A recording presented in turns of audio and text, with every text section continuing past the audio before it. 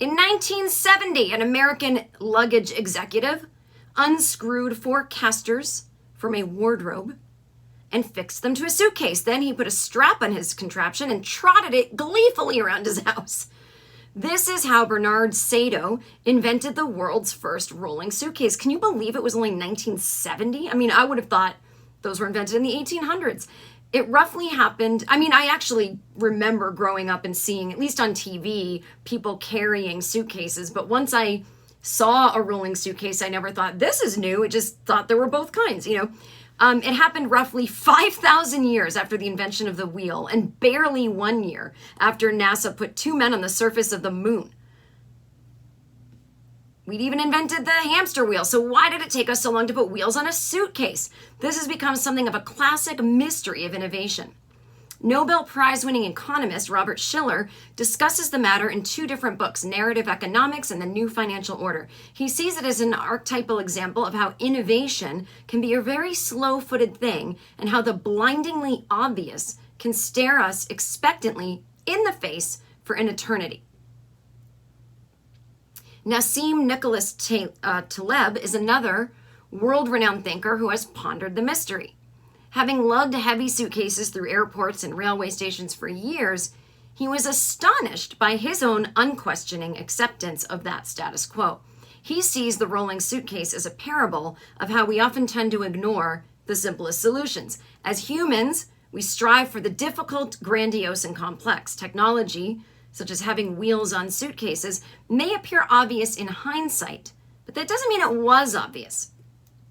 Similarly, in management and in innovation literature, the late invention of the rolling suitcase often appears as somewhat of a warning, a reminder of our limitations as innovators. But there's one factor that these thinkers have missed. I stumbled upon it when I was researching my book on women and innovation. This is not me talking, by the way, in case I'm reading an article written by Katrine Markel,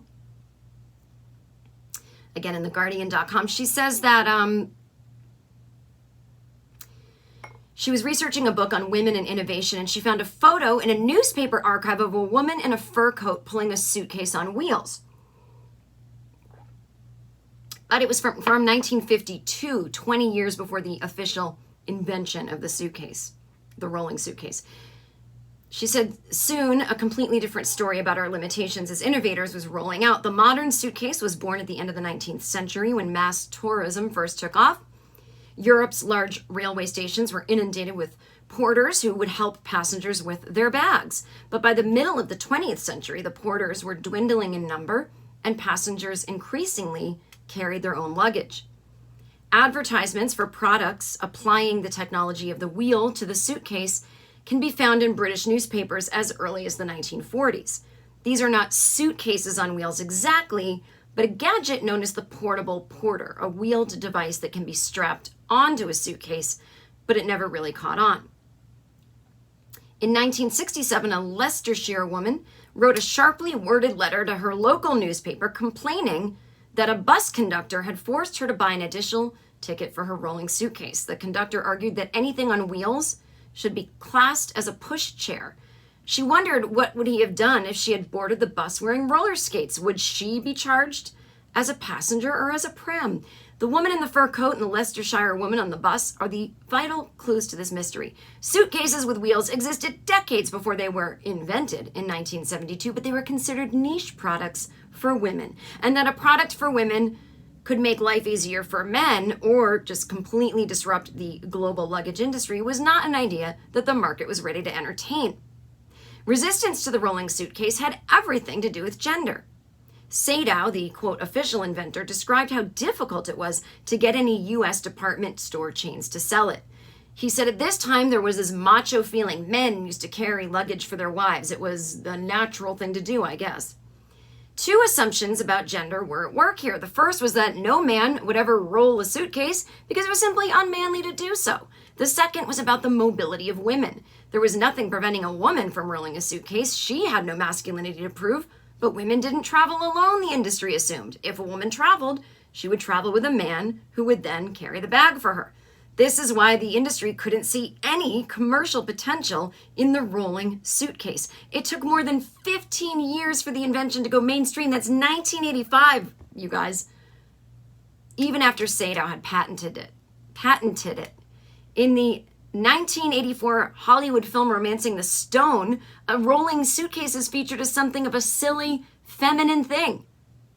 Kathleen Turner's character insists on bringing her wheeled suitcase to the jungle, to the great annoyance of Michael Douglas, who is trying to save them from villains.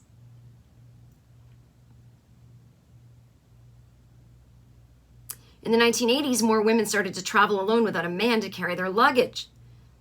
Bit by bit, the Rolling Suitcase became a feature of the modern businessman's arsenal. But we forgot all about the intense and very gendered resistance the product had encountered.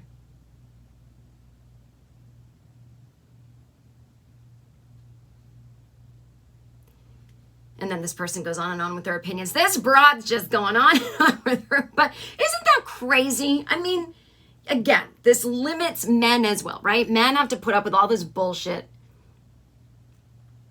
of what makes them masculine, what makes them... I mean, don't you just want to make your life fucking easier? Roll the suitcase. It's better on your back.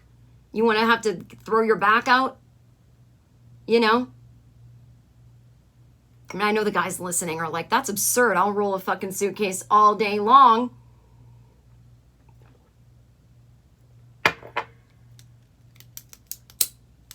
But this is why I go, you gotta put more women in charge of things, because we didn't have these limits. Does that make sense? We weren't told we weren't masculine if we didn't do so and so and so and so. So we've got all these ideas that you guys won't let us invent because you think your dick's gonna fall off.